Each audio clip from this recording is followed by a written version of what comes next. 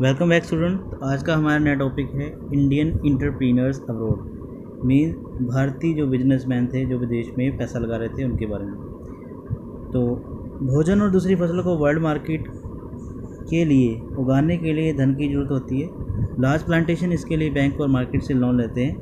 शिकारी पुरी श्रॉफ और नाटुकुटाई चेतियास इसी तरह के बैंकर्स थे जो कि कृषि के लिए लोन देते थे। ये ऐसे बिजनेसमैन और बैंकर थे जो कि सेंट्रल और साउथ ईस्ट एशिया में खेती के लिए पैसा लगाते थे। इंडियन ट्रेडर्स और मनी लेंडर्स ने भी यूरोपियन कॉलोनीज की तरह अफ्रीका में पैसा लगाया। हैदराबाद के सिंधी ने यूरोपियन कॉलोनीज में पैसा लगाया। नेक्स्ट टॉपिक है Indian trade, colonialism and the global system. शुरू से ही कॉटन से तैयार कपड़ा यूरोप में भेजा जाता था। इंडस्ट्रियलाइजेशन के बढ़ने से ब्रिटिश कॉटन मैन्युफैक्चरर बढ़ने लगे और उन्होंने सरकार पर दबाव डाला कि कॉटन के इंपोर्ट को रोका जाए ताकि लोकल इंडस्ट्रीज़ प्रोग्रेस कर सकें। सरकार ने इसके फलस्वरूप ब्रिटेन में कपड़े के इंपोर्ट पर टैक्स लगाया, जिसके कारण इंडियन कॉटन क्लॉथ का एक्सपोर्ट घटने लगा। 19वीं सेंचुरी में ब्रिटिश मैन्युफैक्चरर्स भी ओवरसीज़ मार्केट में कपड़ा बेचना चाहते थे। ब्रिटिश सरकार द्वारा इंपोर्ट टैक्स लगाने से भारतीय कपड़ा उद्योग को अब इंटरनेशनल मार्केट्स में सख्त कंपटीशन का सामना करना पड़ा। यदि हम आंकड़ों पर गौर करें तो कॉटन टेक्सटाइल्स में गिरावट देखने को मिलती है।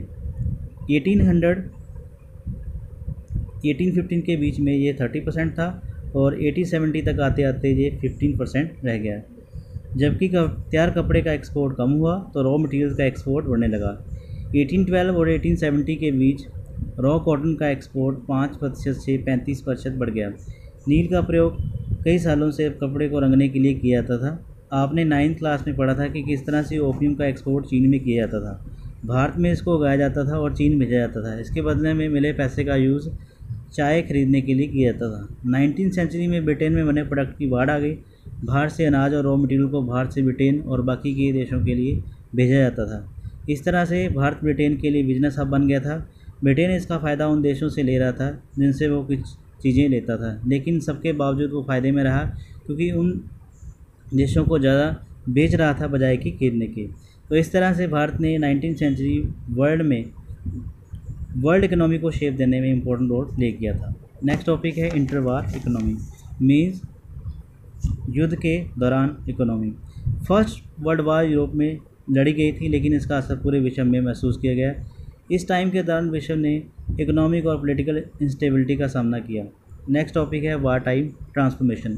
फर्स्ट वर्ल्ड वार, जैसा कि आप जानते हैं, 2 ग्रुप्स के बीच में लड़ी गई थी, जिसमें एक ग्रुप में ब्रिटेन, फ्रांस, रशिया और बाद में यूनाइटेड स्टेट्स ऑफ अमेरिका की एंट्री हुई। दूसरी तरफ ऑस्ट्रिया, हंगरी, ओटोमन तुर्की और जर्मनी जैसे देश शामिल थे। ये लड़ाई अगस्त 1914 में शुरू हुई थी। बहुत सी सरकारों ने ऐसा अनुमान लगाया था कि ये क्रिसमस तक ख़त्म हो जाएगी, लेकिन ये 4 साल तक चलती रही। ये पहली मॉडर्न इंडस्ट्रियल वार थी जो कि पहले कभी नहीं लड़ी गई थी। इस युद्ध में विश्व के चोटी के इंडस्ट्रियल देश शामिल थे जिन्होंने मॉडर्न इंडस्ट्री के यूज़ से अपने आप को पावरफुल बना लिया था और ये अपने दुश्मन देश को भारी नुकसान पहुंचा सकते थे। इसमें भारी मात्रा में machine gun, tank, aircraft, chemical bomb आदि का यूज़ किया गया था। इस युद्ध को लड़ने के लिए लाखों सैनिकों की ज़रूरत थी और उनको ट्रेन और शिप्स की हेल्प से बैटलफील्ड में पहुंचाने की भी ज़रूरत थी। इस युद्ध में 90 लाख से ज़्यादा सैनिक मारे गए और 2 करोड़ से ज़्यादा घायल हुए। इनमें से ज़्यादातर वर्किंग क्लासेस घरों में से थे, जिसमें यूरोप में काम करने वाले वर्कफोर्स की कमी हो गई। युद्ध के दौरान इंडस्ट्री में युद्ध में काम आने वाली चीज़ों को बनाया जाता था। पुरुषों के युद्ध में शामिल होने के कारण औरतों को उनकी जगह पर काम करना पड़ा।